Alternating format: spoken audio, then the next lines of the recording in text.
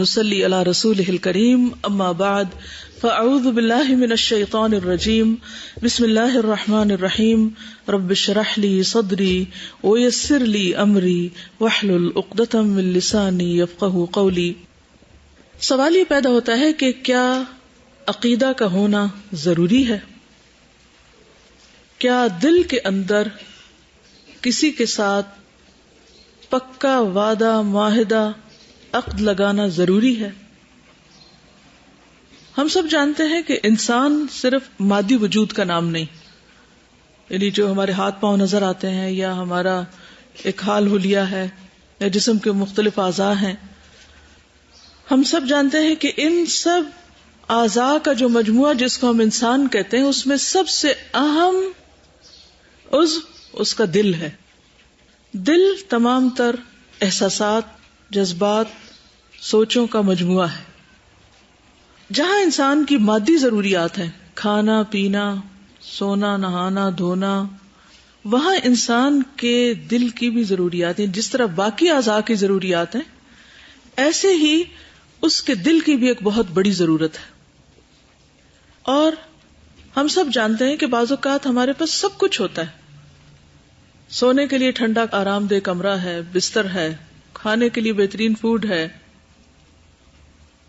باقی بھی تمام چیزیں، لیکن اس کے باوجود ہم اپنے احساسات سے اپنے آپ کو الگ نہیں کر سکتے۔ ہماری سوچیں، کسی چیز کو دیکھ کے ہم خوش ہوتے ہیں، کسی چیز کو دیکھ کے غمگین ہوتے ہیں، کسی چیز کو دیکھ کے پریشان ہوتے ہیں، اور کبھی کبھار ایسا ہوتا ہے کہ بغیر کسی وجہ کے اداس ہوتے ہیں اور اندر ایک خلا ہوتا ہے اور ایک بے چینی ہوتی ہے اور ایک اضطراب ہوتا ہے اور ایک تنہائی کا احساس ہوتا ہے۔ یہ سب کچھ کیوں ہوتا ہے؟ اگر دل کی کوئی اہمیت نہیں اور دل کی کوئی خوراک نہیں اور دل کی کوئی ضرورت نہیں تو پھر دل کے یہ ملے جلے مختلف طرح کے احساسات کیوں؟ کیا ہم ان سے اپنے آپ کو الگ کر کے صرف مادی وجود پہ جی سکتے ہیں؟ کہ انسان یہ کہے کہ ہاں مجھے جینے کے لیے صرف آکسیجن چاہیے، کھانا چاہیے وغیرہ وغیرہ، اور بس اتنا ہی کافی ہے؟ کیا مادی ترقی انسان کی حقیقی ترقی ہے؟ بڑی بڑی عمارتوں کا بنا لینا اور بڑے بڑے کارخانے لگا کر بہت ساری چیزوں کو بیک وقت ضرورت سے زائد پروڈیوس کر لینا، کیا اسی کا نام ترقی ہے؟ اور کیا یہی انسان کی زندگی کا مقصد ہے؟ اور کیا یہی انسان کا کمال ہے؟ کیا اتنا ہی انسان کے لیے کافی ہے؟ کیا اس پر انسان بس جی سکتا ہے؟ اگر انسان کی دوڑ صرف اسی کے پیچھے لگی ہوئی ہے اور کسی اور چیز کی ضرورت نہیں تو ہم سب کہیں گے کہ نہیں، ہماری ضرورت صرف کھانا پینا نہیں ہے، ہم جیتے جاگتے انسان ہیں، عقل سمجھ دل جذبات احساس رکھنے والے، ہمارے اندر کی ضرورت کچھ اور بھی ہے، اور بعض لوگوں کی وہ ضرورت ان کی مادی ضروریات سے بھی بڑھ کر ہوتی۔ تو سوچئے کہ وہ کیا ضرورت ہوتی ہے جو انسان کے اندر ہوتی ہے اور جس سے انسان پیچھا چھڑا ہی نہیں سکتا، اور جس کی بھوک اس وقت تک مٹتی نہیں جب تک اس کو وہ نہ دیا جائے جس کے لیے وہ بنا۔ ہمارے ہاتھ کسی کام کے لیے بنے نا، ہماری آنکھیں کسی کام کے لیے بنی، ہمارے کان کسی کام کے لیے بنے، ہمارے پاؤں کسی کام کے لیے بنے، تو ہمارا دل بھی کسی کام کے لیے بنا ہے۔ اس کا کام صرف خون پمپ کرنا نہیں ہے، اسی سے زندگی شروع ہوتی ہے اور اسی سے زندگی ختم ہوتی ہے۔ ہاتھ پاؤں بننے سے، اگر آپ فیٹس کو دیکھیں کہ فیٹس کے جو ابتدائی جو اس کی ایوولوشن ہوتی ہے اور چھوٹے موٹے لمف جو اس کے بنتے ہیں، تو اس کو زندگی نہیں کہا جاتا جب تک کہ دل دھڑکنا نہیں شروع ہوتا، اور بہت ابتدائی سٹیج میں دل دھڑکنے لگتا ہے۔ اور موت بھی کب ڈکلیئر کی جاتی ہے؟ جب دل کی دھڑکن بند ہوتی ہے۔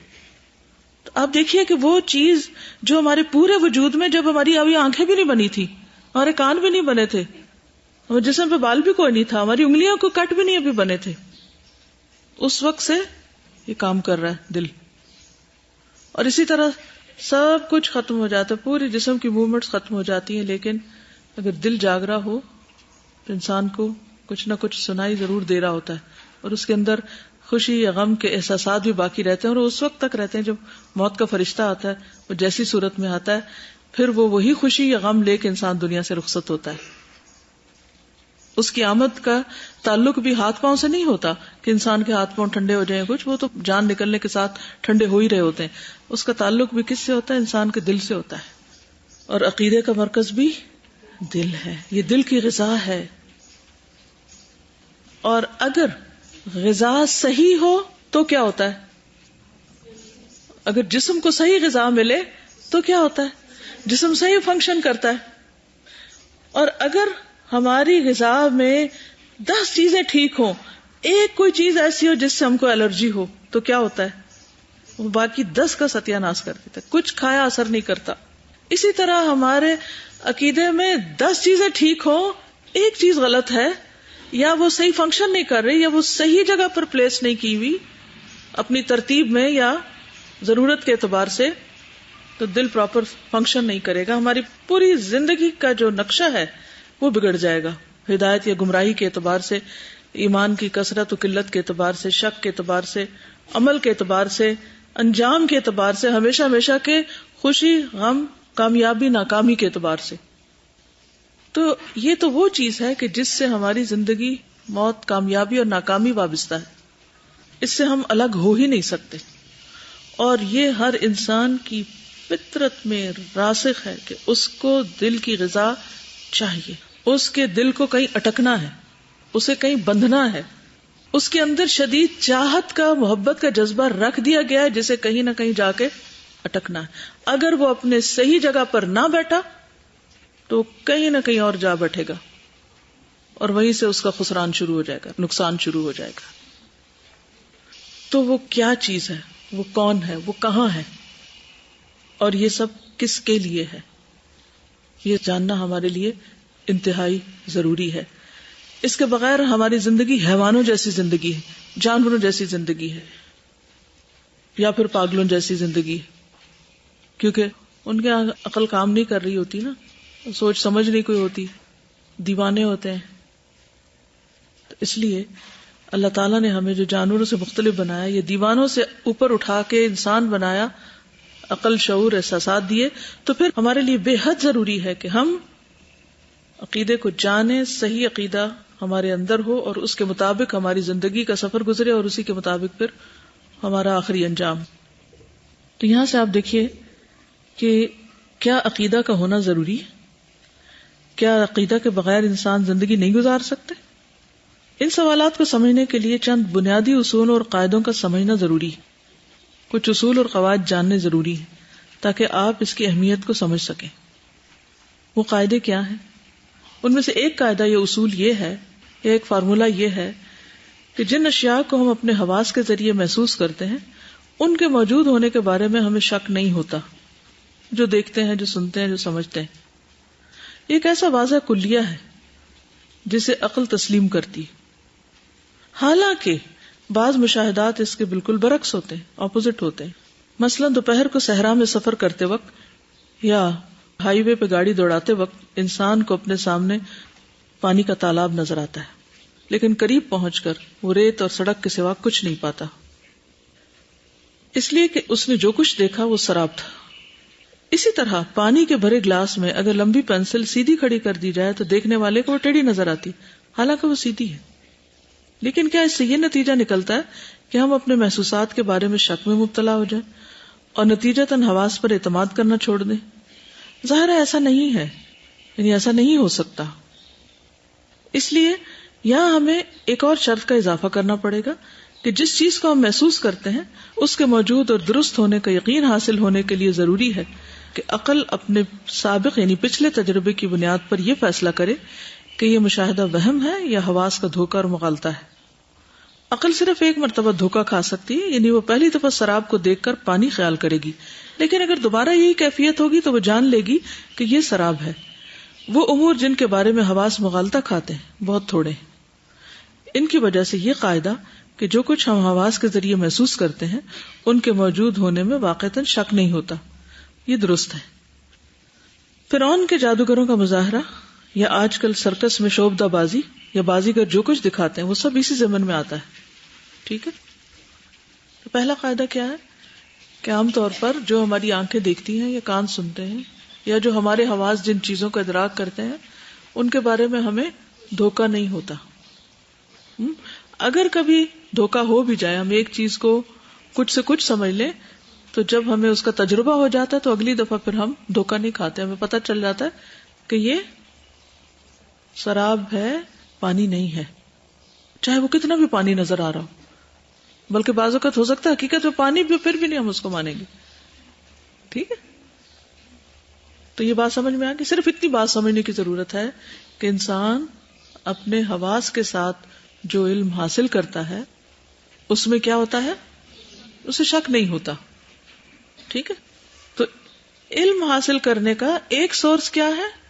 حواس ہے. یوں سمپل سی لفظوں میں یہ کہہ دیجئے کہ انسان کے پاس جو علم ہے اس کا پہلا ذریعہ حواس ہے، سینسز ہیں.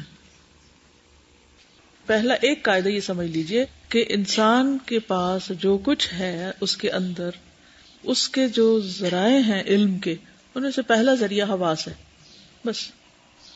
پھر آگے جا کے دیکھیں گے نا کہ کیا ایک ذریعہ کافی ہے.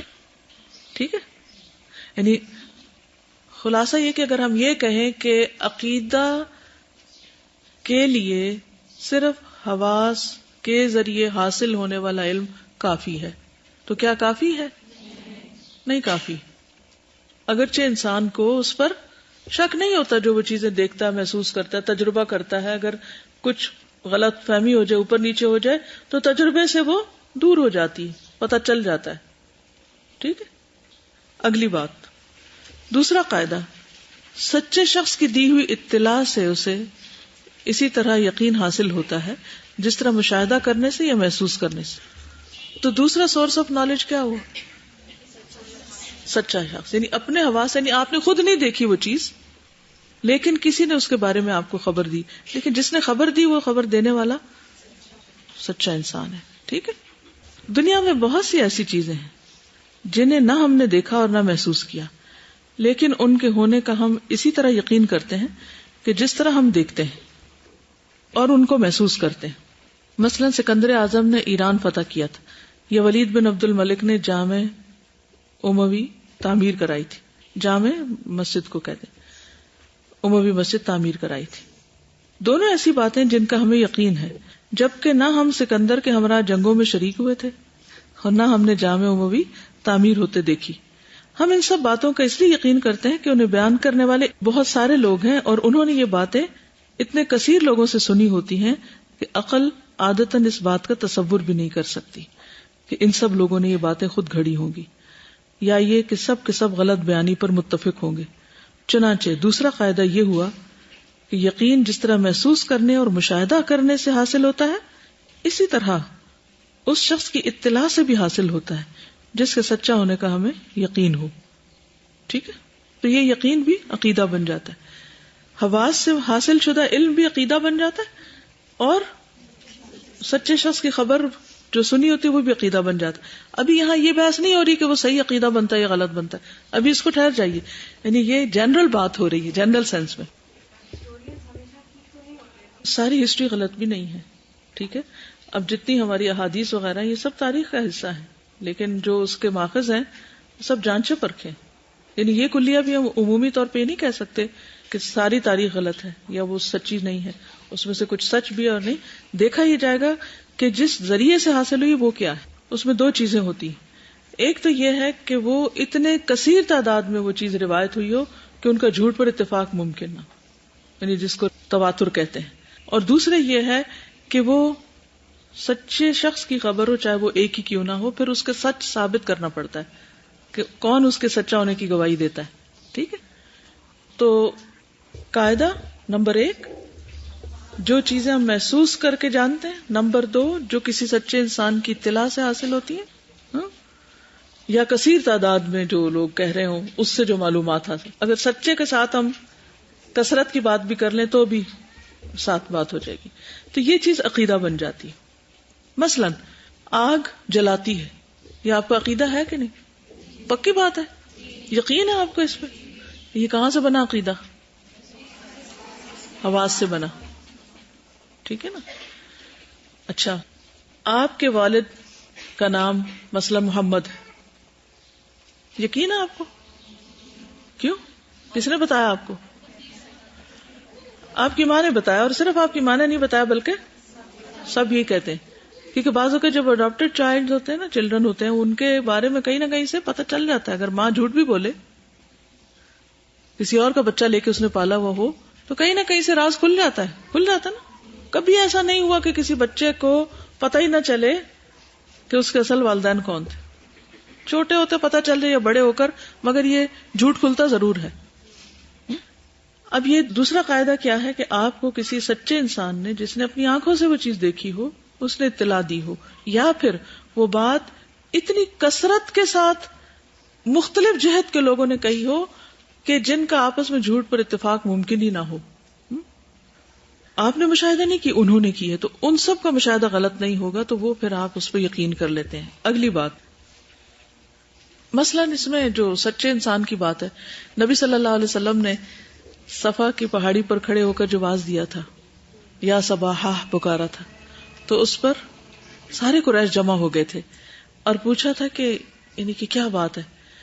تو نبی صلی اللہ علیہ وسلم نے اس موقع پہ فرمایا کہ تمہاری کیا رائے، اگر میں تمہیں یہ کہوں کہ دشمن یہاں صبح یا شام کے وقت جلد تم پہ حملہ کرنے والا ہے، تو تم لوگ کیا کہو گے؟ تو انہوں نے کیا کہا؟ ہم آپ کی بات مانتے ہیں کیونکہ ہم آپ کو صادق و امین سمجھتے ہیں. تو اس موقع پر آپ نے پھر کیا فرمایا کہ لوگوں میں تم کو انا النذیر العریان، میں کھلا خبردار کرنے والا ہوں، میں تم کو ایک سخت عذاب سے ڈرا رہا ہوں. تو یہاں پر انہوں نے آ کے انکار کر دیا، حالانکہ اسی شخص کی دوسری بات انہوں نے مان لی تھی. اب صرف دو لفظوں میں سورس لکھ لیجئے، بس اتنی سی بات ہے، پھر اس کے بعد ہم صحیح عقیدہ کی بنیاد ڈھونڈیں گے. ٹھیک ہے. تیسرا قاعدہ، انسان کے حواس بعض چیزوں کا ادراک نہیں کر سکتے، بعض چیزیں حواس سے نہیں پتہ چلتی، اس لیے یہ درست نہ ہوگا کہ ان کی موجودگی کا ہی انکار کر دیا جائے. انسانی حواس کی رسائی کہاں تک ہے؟ یعنی اگر ہم دیکھیں تو ہمارے سینسز کہاں تک کام کرتے ہیں میکسیمم، اگر ہم انہی پر صرف ٹرسٹ کر رہے ہیں. کیا ہم اپنے حواس کے ذریعے سے ہر موجود چیز کا ادراک کر سکتے ہیں؟ یعنی پرسیو کر سکتے ہیں، اس کو ادراک کہتے ہیں نا، پرسپشن کو. کائنات میں موجودہ چیزوں کے ساتھ انسان کے نفس اور انسانی حواس کے رابطے کو اس مثال سے سمجھا جا سکتا ہے، جیسے کسی قیدی کو ایک قلعہ کے برج میں قید کر کے ہر طرف سے دروازے، کھڑکیاں اور روشن دان بند کر دیے جائیں، صرف برج کی مختلف سمتوں میں ایک درز باقی رہنے دی جائے، یعنی ایک سوراخ. مثلا مشرق والی درز سے وہ صرف اس نہر کو دیکھ سکے جو اس کی طرف بہ رہی ہے. اسی طرح مغربی درز سے صرف پہاڑ کو دیکھ سکتا ہو، شمالی درز سے صرف محل نظر آتا ہو، جنوبی درز سے صرف کھیل کا میدان. اس مثال کی تطبیق ایپلیکیشن اس طرح ہوگی کہ نفس انسانی ایک قیدی ہے، یہ جسم ایک قلعہ ہے جس میں اسے قید کر دیا گیا ہے، اور درزیں یعنی یہ جو ہمارے جو ونڈوز ہیں، درزیں ونڈو کہہ لیں، اوپننگز، ہمارے حواس ہیں، سینسز، جن کے ذریعے ہم چیزوں کو دیکھتے اور محسوس کرتے ہیں. یعنی ہماری روح اندر قید ہے ہمارے جسم میں، اور ونڈوز کون سی ہیں؟ ہماری آنکھیں ہیں، کان ہیں. یہ ایک طرف یعنی اگر آنکھوں کو آپ کہیں کہ یہ مشرق کی طرف ہے تو کان شمال اور جنوب کی طرف ہے. تو اسی قیدی کی طرح جس کو چار سمت سے بس ایک ایک چیز نظر آ رہی ہے، یعنی ایک طرف سے جیسے ہم دیکھتے تو پیچھے ہم نہیں دیکھ پاتے، ادھر سے جو سنتے ہیں تو ادھر وہ بات پوری طرح نہیں جاتی، جو ادھر سے آتی ہے. تو انسان کی کچھ لمٹس ہیں، یہ بتانا مقصود ہے. دیکھنے کی حس سے صرف رنگوں کی دنیا میں جھانکا جا سکتا ہے، سننے کی حس سے صرف آوازوں کو محسوس کیا جا سکتا ہے. اسی طرح چکھنے، سونگھنے اور چھونے کی حصوں کا اپنا اپنا دائرہ محسوسات ہے. ٹھیک ہے، یعنی ہر جگہ الگ الگ محسوس کرتی ہیں چیز. قابل غور بات یہ ہے کہ کیا ہمارے حواس نے اس کائنات کی تمام چیزوں کا ادراک کر لیا؟ کیا ہم نے سب کچھ دیکھ لیا؟ کیا سب کچھ سن سکتے ہیں؟ نہیں. اس لیے کہ جس طرح قیدی درزوں یعنی ونڈوز میں سے مخصوص حصے ہی کو دیکھ سکتا تھا، اسی طرح انسانی حواس بھی تمام جزیات یعنی تفصیلات کا احاطہ نہیں کر سکتے، اس کو کمپریہینڈ نہیں کر سکتے. وہ بھی محدود چیزوں ہی کا احاطہ کر سکتے ہیں.